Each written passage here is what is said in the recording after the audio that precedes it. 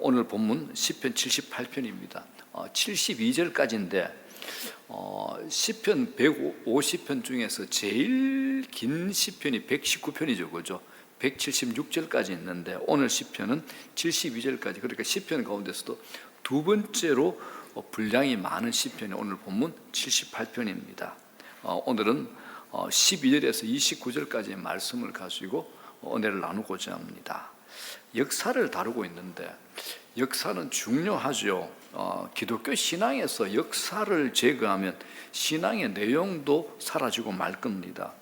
기독교 신앙은 추상적인 윤리냐 신념에 근거하지 않습니다. 역사적 사실이죠. 기독교 신앙은 역사적인 실제죠. 사실입니다. 하나님께서 역사 가운데 임하셔서 하나님께서 친히 이루신 구원에 근거하여 역사 위에 세워진 것이 바로 우리 기독교입니다. 100년 전에 신학자 그레샴 메이천이 이렇게 말을 합니다. 처음부터 기독교 복음은 역사 속에서 발생할 일에 대한 설명으로 성립되었다. 그리고 처음부터 그 발생한 일의 의미가 설명되었고 그 발생한 일의 의미가 설명되자 거기에 기독교 교리가 생겼다는 거죠. 그리스도께서 죽으셨다. 이건 역사입니다. 그러나 그리스도께서 우리 죄를 위하여 죽었다. 이건 교리, 신학이죠. 그렇죠? 이 두 가지는 절대적으로 나뉠 수 없도록 연합된 거다. 이 연합된 두 요소가 없다면 기독교는 없다라고 이렇게 말을 했습니다. 이해가 되시죠? 우리 성경도 역사책이죠.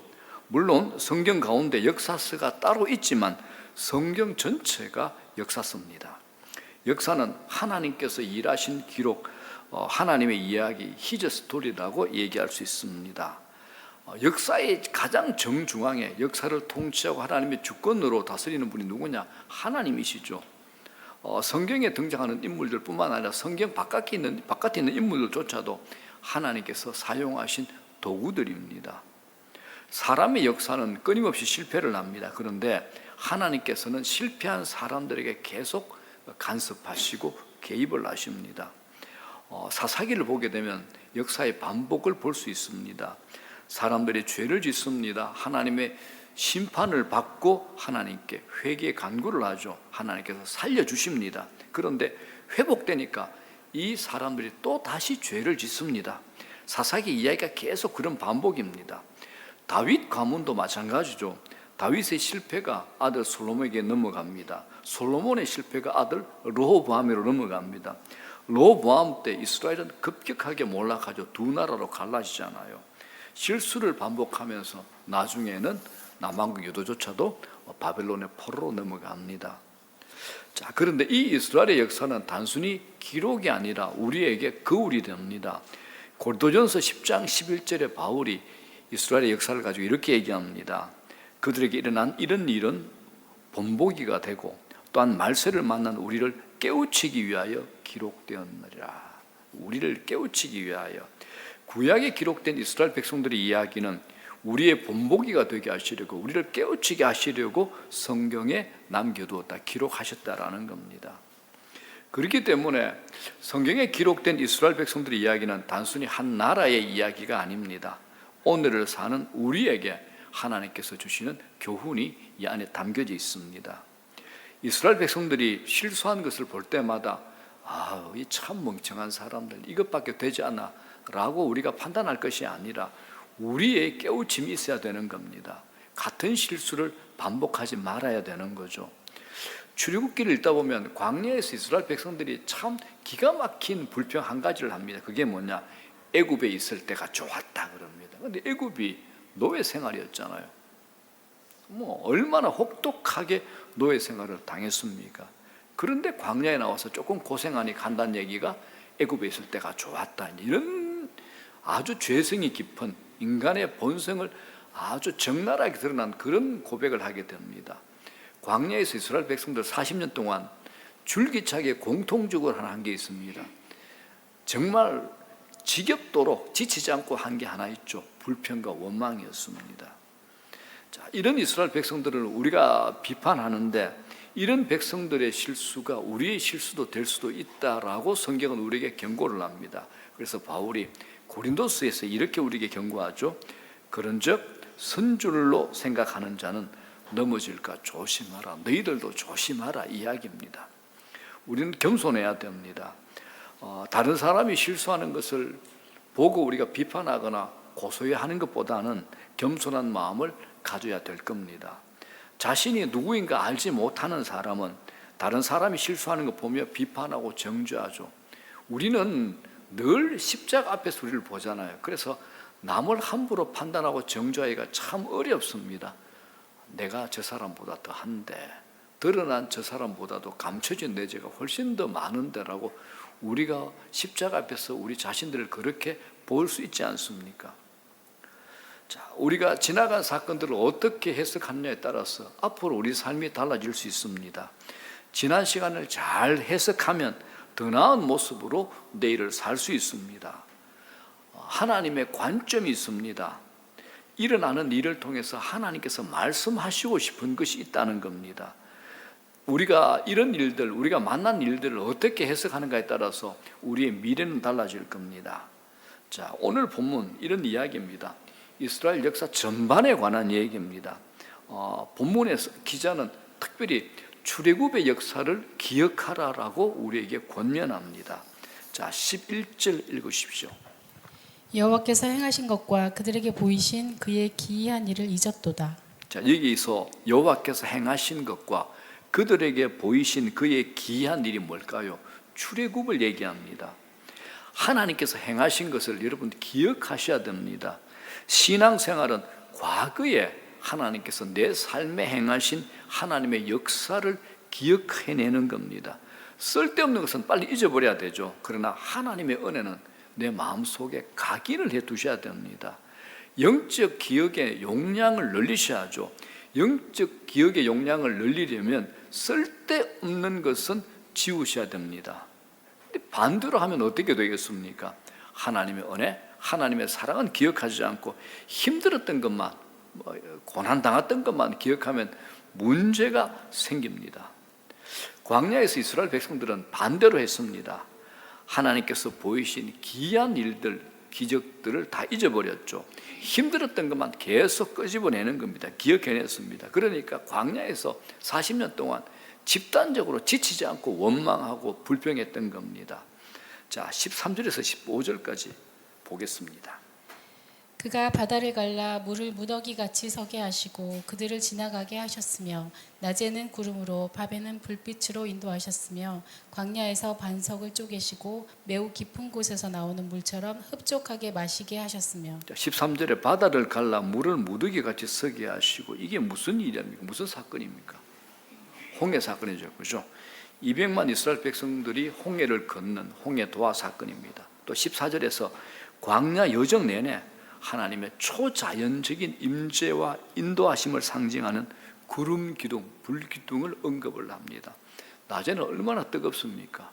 구름 기둥의 에어컨, 또 밤에는 춥죠. 불 기둥의 스팀을 하나님께서 인도하신 겁니다. 자, 15절은 광야에서 물이 없으니까 반석을 깨뜨려 물을 마시게 하셨다라는 것을 우리에게 가르칩니다. 이건 일반적으로 일어날 수 있는 일이 아니잖아요. 이스라엘 백성들이 신약물 걷는 거 아닙니다. 개울을 걷는 게 아닙니다. 이스라엘 백성들이 동네 싸움에서 이긴 것 아닙니다. 이건 하나님만이 행하실 수 있는 일입니다. 기념비적인 사건이죠. 어찌 이럴 수 있겠습니까? 저희들이 홍해를 건널 때 얼마나 춤추고 하나님께 영광 올리고 크게 하나님께 박수치고 찬양을 했습니까? 그런데 이스라엘 백성들은 이 기억들을 얼마 가지 않아서 다 잊어버리더라는 겁니다. 하나님의 성실하심, 하나님의 인도하심, 그들을 다 잊어버렸습니다. 이스라엘 백성들이 어떻게 반응을 했느냐? 자, 17절 한번 볼게요. 그들은 계속해서 하나님께 범죄하여 메마른 땅에서 지존자를 배반하였도다. 은혜의 망각 정세가 생긴 겁니다. 하나님의 은혜를 잊어버린 겁니다. 그래서 11절에 이렇게 얘기합니다. 여호와께서 행하신 것과 그들에게 보이신 그의 기이한 일을 잊었도다. 그들에게 보이신 그의 기이한 일들을 잊었도다 라고 권면을 합니다. 경고죠. 이스라엘 백성들은 하나님의 은혜를 의도적으로 무시하고 부정을 했습니다. 그래서 이스라엘 백성들은 실패를 하죠. 우리는 하나님의 은혜를 잊지 말아야 됩니다. 하나님의 은혜를 늘 생각하고 사셔야 됩니다. 은혜를 묵상해야 됩니다. 이건 신앙생활에서 매우 중요합니다. 은혜를 회상해 보십시오. 참 재밌습니다. 참 신기합니다. 내가 예수 믿게 된 거, 내가 목사를 한 거, 이게 왜 가능하냐? 제가 볼 때는 이건 불가능합니다. 내가 예수 믿게 된 건 기적이죠. 뭐 초자연적인 기적입니다.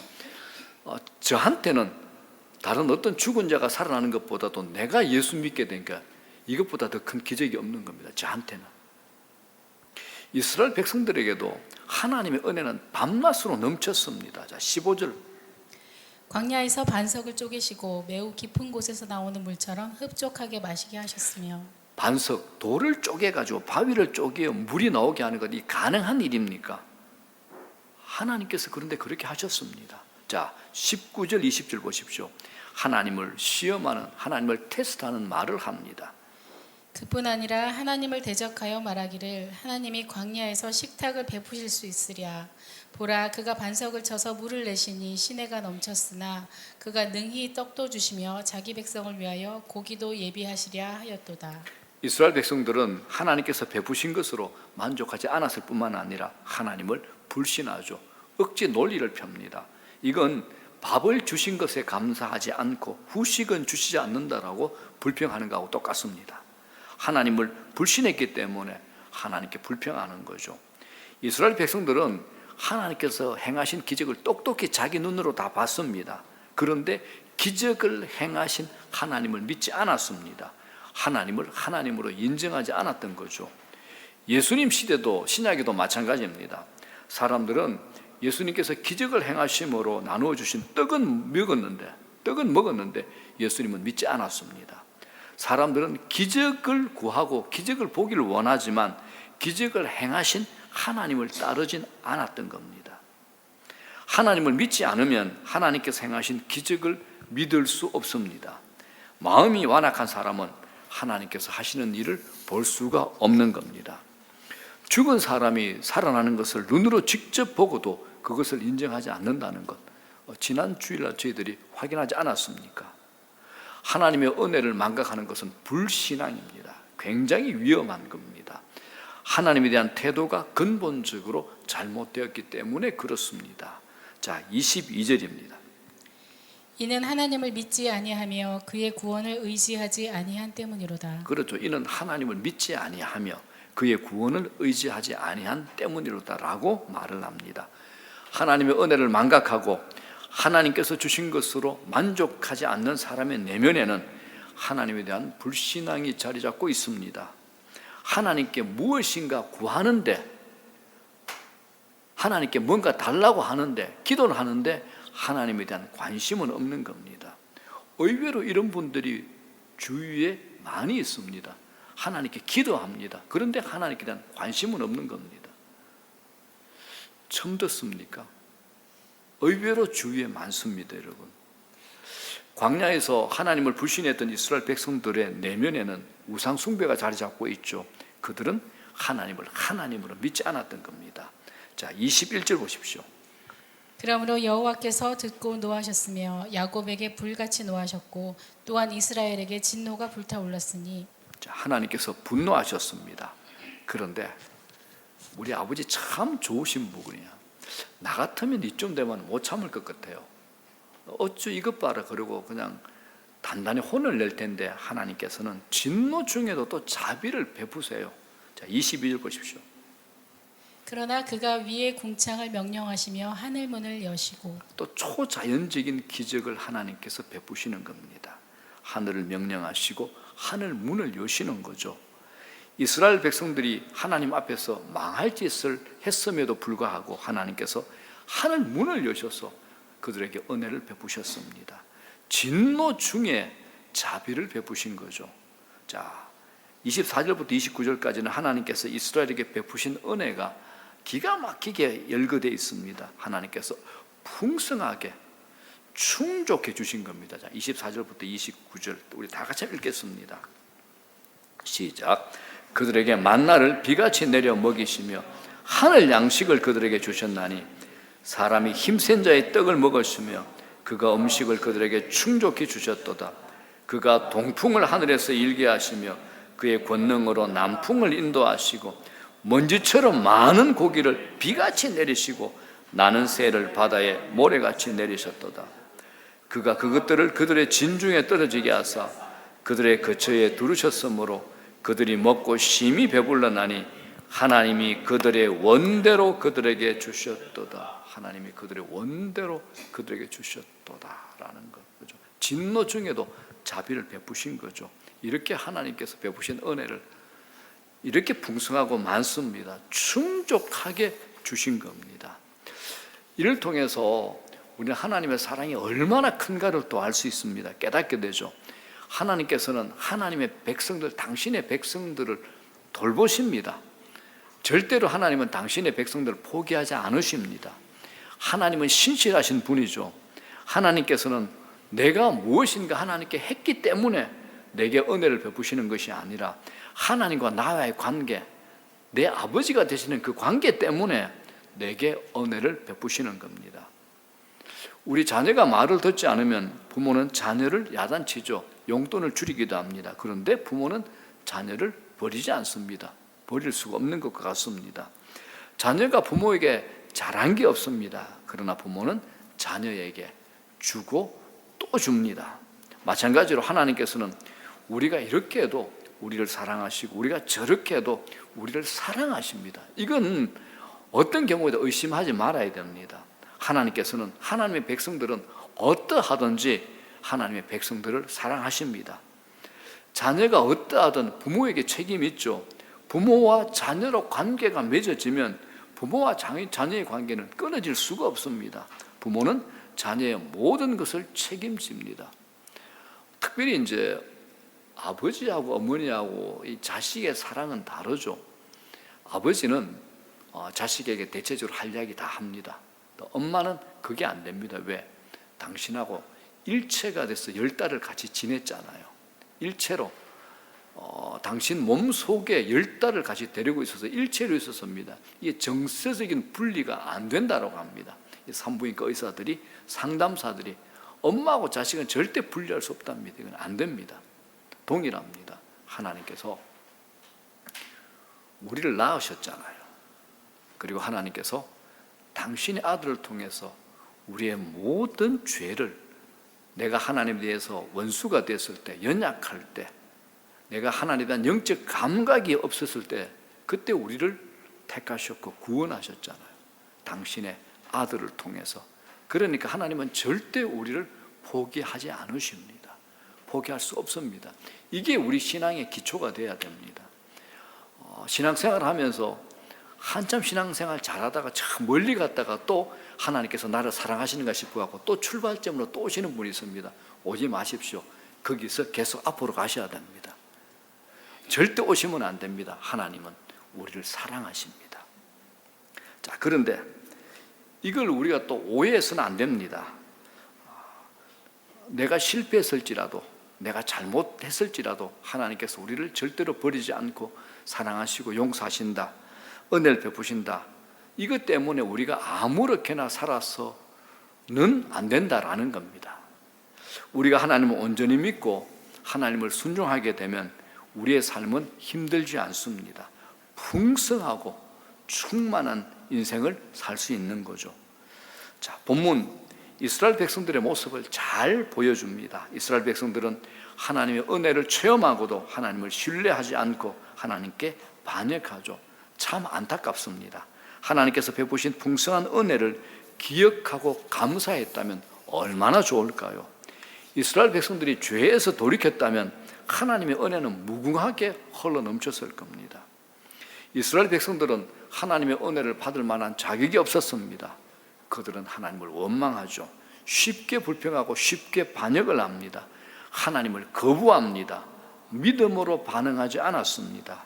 그들은 입에 먹을 것을 물고 있으면서 불평을 합니다. 하나님께서 그들에게 끊임없이 은혜를 베푸셨음에도 이스라엘 백성들은 하나님께 믿음으로 반응하지 않은 겁니다. 이처럼 이스라엘 백성들은 하나님의 은혜를 받을 만한 자격이 없음에도 불구하고 하나님께서는 그들을 내치지 않으셨습니다. 하늘 문을 여시고 그런 그들에게 은혜를 부어주셨죠. 하나님께서 베푸시는 은혜는 매우 큽니다. 하나님의 은혜를 가리켜서 우리 찬송가 있잖아요. Amazing Grace, Amazing Grace. 놀라운 은혜라고 말합니다. 하나님의 은혜는 놀랍습니다. 설명할 수 없습니다. 과분하죠. 우리 나 같은 죄인 살리신 찬송 하나 합시다. Amazing Grace. 나 같은 죄인 살리신.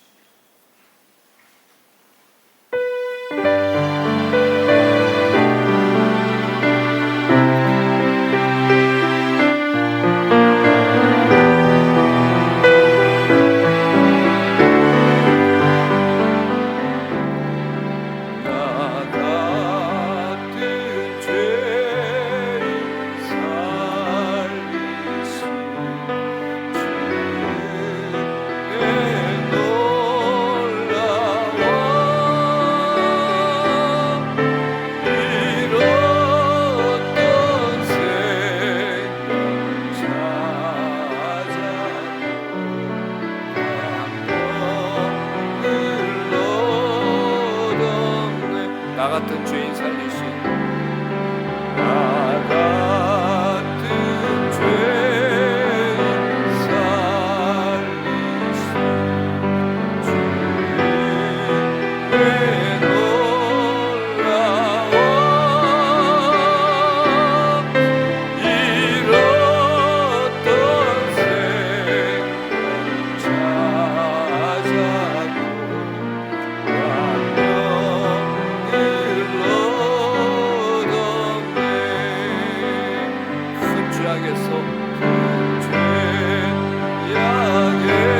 같은 죄인 살리신 주의 놀라워 잃었던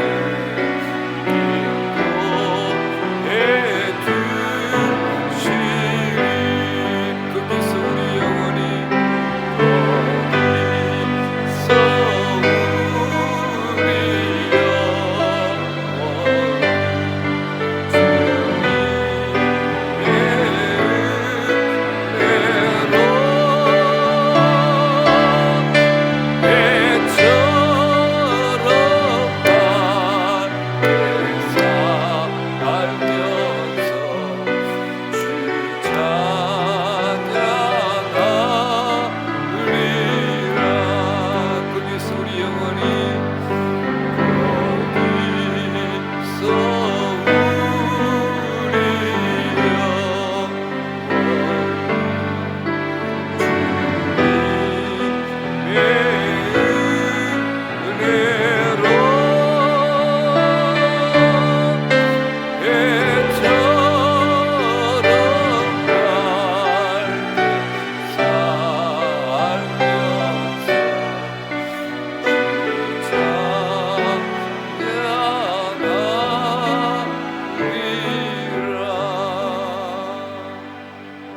하나님의 속성 중에 영원이라는 게 있습니다. 영원.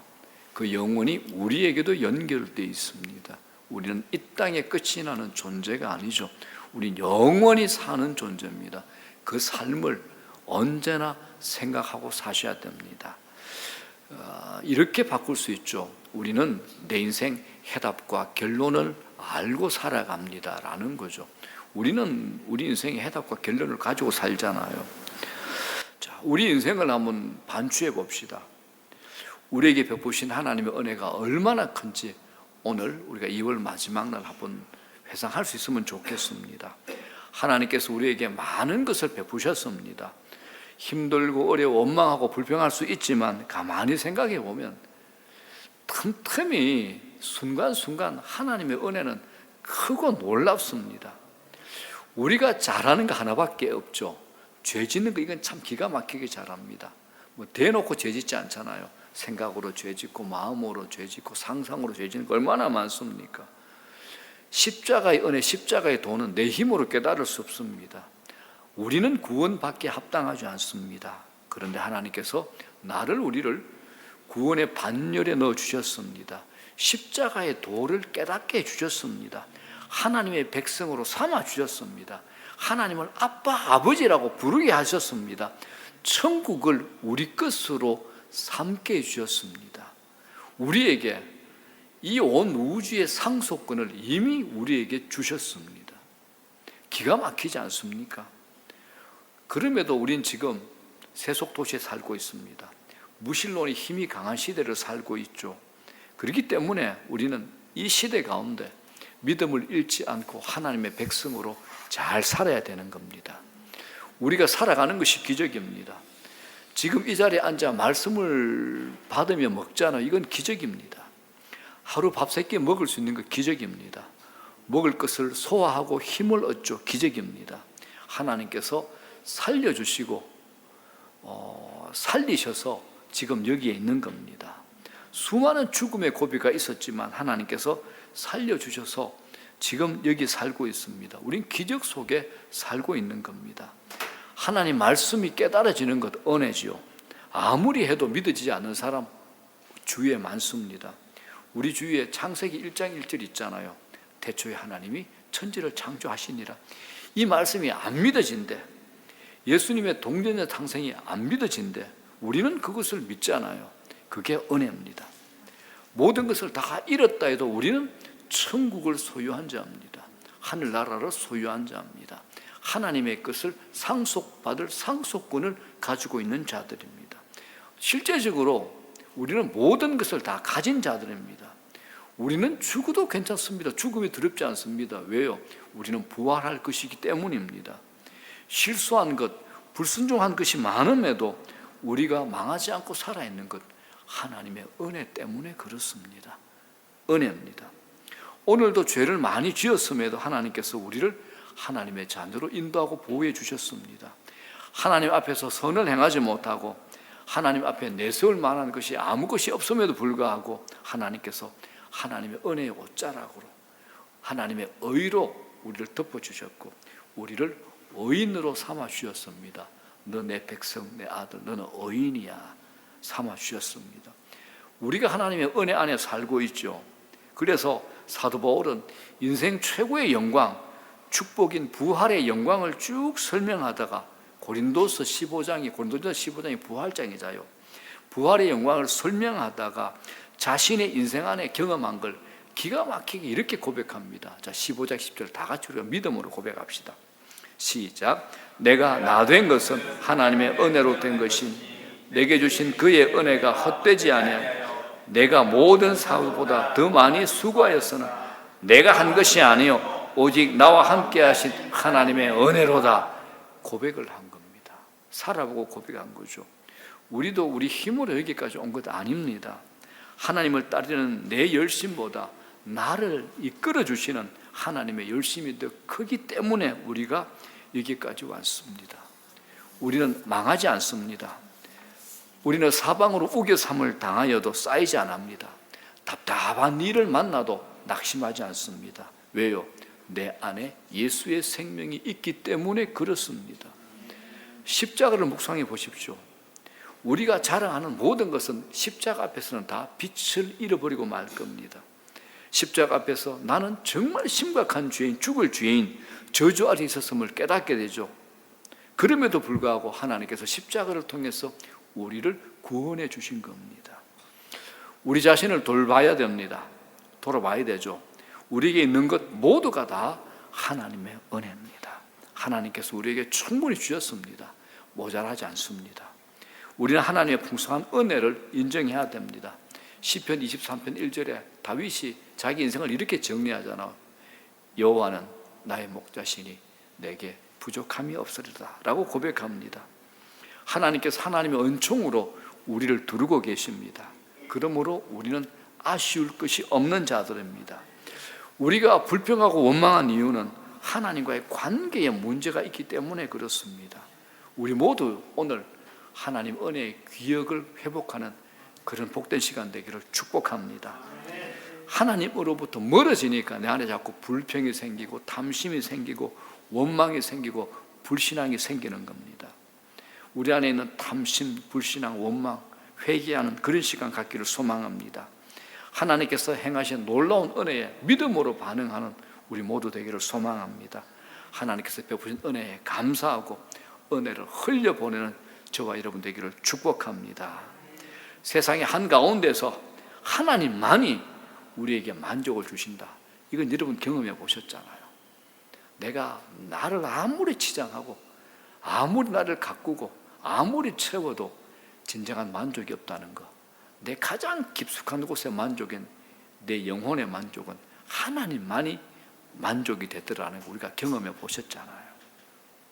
하나님만이 우리의 진정한 기쁨이 되고 소망이 되심을 이 시간 감사하고 찬송하겠습니다.